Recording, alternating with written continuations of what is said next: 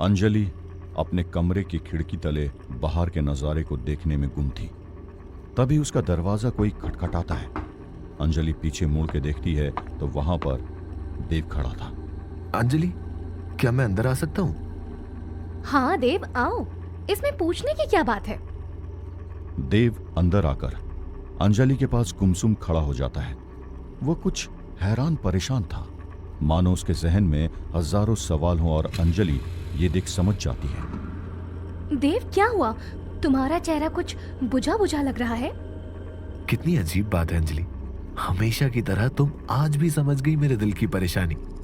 और मैं तो देव, दूरियां आ जाने से दोस्ती में फर्क नहीं आता है। उसी दोस्ती की खातिर तुमसे एक चीज मांगने आया हूँ, दे पाओगी? ये भी भला कोई पूछने की बात है? बताओ क्या चाहिए। माफी मांगने का हक। देव, मैं कुछ समझी नहीं। अंजलि, पिछले कुछ महीनों से हमारी जिंदगी में बहुत सारे बिन बुलाए तूफान आए हैं, जिसने हमारी जिंदगी के अंदर उथल पुथल मचा दी है। बहुत कुछ बदल दिया है इन तूफानों ने। बहुत सारे अपनों को हमसे छीन लिया। पर ये बोल देव की आंखों में नमी सी आ जाती है। अंजलि देव का हाथ थाम उसे संभालने की कोशिश करती है। पर जो नहीं बदला वो है तुम्हारा मेरे साथ यूं चट्टान की तरह खड़े रहना। मगर मैं ही शायद कमजोर पड़ गया। मगर मैं ही तुम्हारी दोस्ती को वो अहमियत नहीं दे पाया और तुमसे ही बैर कर बैठा। मैंने एक बार भी ये नहीं सोचा कि तुम तो हर कदम पर मेरा ही साथ दे रही थी और मुझे बचाने के लिए ना जाने कितने खतरे उठाए तुमने। मैं तो ये बात जान भी नहीं पाता अगर निखिल मुझे ये सब नहीं बताता। निखिल का नाम सुन अंजलि कहीं गुमसी हो जाती है और देव अपनी बात कहता रहता है। इसलिए मैं आज तुमसे हक मांगने आया हूं, माफी मांगने का हक। क्या तुम मुझे माफ करोगी? बोलो ना, क्या तुम मुझे माफ करोगी अंजलि? कहो अंजलि। बार बार अपना नाम सुन अंजलि अपने ख्यालों से बाहर आती है और देव की बातों पर गौर करती है। बोलो अंजलि, माफ करोगी? हाँ देव, मैं तुम्हें कब का माफ कर चुकी हूँ। हमारे बीच जो भी इश्यूज हुए वो सिचुएशन की वजह से हुए हैं। I have already forgiven you.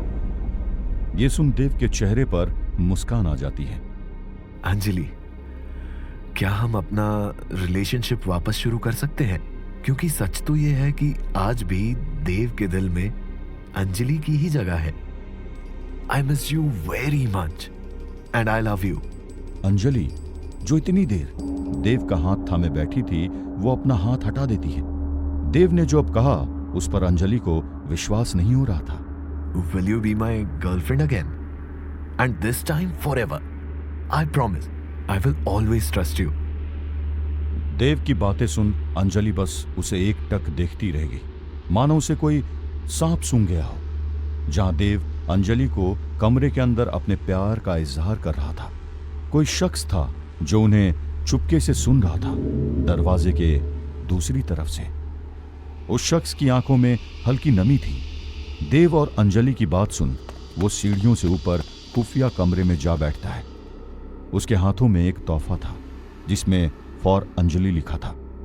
रोते रोते उस शख्स के हाथ से वो तोहफा गिर जाता है और वो फूट फूट के रोने लगता है। क्यों? आखिर क्यों? अब क्यों? वो शख्स कोई और नहीं बल्कि अंजलि और देव का सबसे खास दोस्त निखिल था। जहां निखिल, अंजलि और देव अपने जज्बातों से लड़ रहे थे, वहीं वृंदा को महल से कोसों दूर उस पुराने घर में होश आ गया था। बाबा वहीं उस कमरे में बैठ मंत्र पढ़ रहा था। वृंदा धीरे धीरे खांसते हुए होश में आ जाती है। बाबा, बाबा, मैं बेहोश कैसे हुई? मैं नहीं जानता तुझे क्या हो गया, पर तू मेरे मंत्रों की ताकत से वापस आ गई है। पूरे 1 दिन बाद तुझे अचानक से क्या हो गया था? वृंदा झट से पलंग से उठ बाबा की आंखों में गुस्से से देखती है। उसकी आंखों में एक अलग तरह का तेज था, मानो पूरे संसार को उसी में समा लेना चाहती हो। बाबा उसकी आंखों में ये पढ़ लेता है और उसे शांत करवाने की कोशिश करता है, मगर वो गुस्से में तिलमिला रही होती है। हम यहाँ क्यों आए हैं? हमें यहाँ नहीं आना चाहिए था। हम अपनी प्रक्रिया महल में भी कर सकते थे, यहाँ क्यों? और मेरे हाथ का वो तावीज कहाँ है? बोल कहाँ गया? उसके बिना मैं मर। बाबा वृंदा की बेचैनी को समझने लगा था। वो जानता था इसके पीछे कोई गहरा राज है। बाबा मन ही मन एक मंत्र बोल उसके माथे पर विभूति लगा देता है और वृंदा शांत हो जाती है और पूरी तरह बाबा के काबू में आ जाती है। बता, तू क्यों नहीं आना चाहती थी? क्या राज है? बोल। नहीं बताऊंगी। बोल वृंदा, बहुत तड़पेगी। बोल बोल, क्या है? जल्दी बोल। नहीं बताऊंगी। बोल वृंदा, बोल बोल। लाश है यहाँ। किसकी लाश? नहीं बताऊंगी। मेरी माँ कहाँ है? उसे अब तक आ जाना चाहिए था। मुझे जाना है यहाँ से। बोल, क्या राज है इस कमरे में? बोल, किसकी लाश? एक औरत की लाश, एक औरत की लाश, एक औरत की लाश। मैंने पूछा किसकी लाश?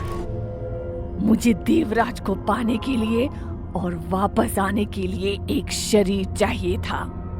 कोई मामूली शरीर नहीं, एक ऐसा शरीर जिसके गर्दन पर एक जन्म चिन्ह हो सांप का। बहुत तलाश करने के बाद मुझे एक ऐसी औरत मिली इस कमरे में। मेरी तलाश पूरी हो गई, पर वो औरत थोड़ी जिद्दी थी, जिद कर रही थी बार बार। कैसी जिद? कैसी? बोल। बार बार जिद कर रही थी, मुझे जिंदा छोड़ दो, मुझे जिंदा छोड़ दो, मेरा एक बच्चा है, छोड़ दो। अब तू ही सोच, मेरा प्यार ऊपर या उसकी ममता? बस फिर क्या, मैंने उसके बदन पर खंजर चला दिया और उसके टपकते खून में एक मंत्र फूंक उसको पीकर अपनी प्यास बुझा ली।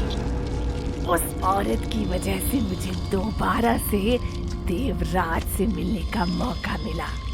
जानता है उसकी लाश कहाँ है? इधर ही, जहाँ तू खड़ा है। बाबा वृंदा की बात सुन हैरान रह जाता है, फिर अपनी रौबदार आवाज में पूछता है, कौन थी वो औरत? बोल वृंदा, कौन थी? वो कोई मामूली औरत नहीं हो सकती, जरूर कोई संबंध है उसका तुझसे। बाबा ने जो अब सुना, उसके पैरों तले जमीन खिसक जाती है। सही कहा, संबंध तो है। वो औरत कोई और नहीं, देव की माँ थी, और वो बच्चा जो उस रात अपनी माँ का खून होते देख तड़प रहा था, वो देव था।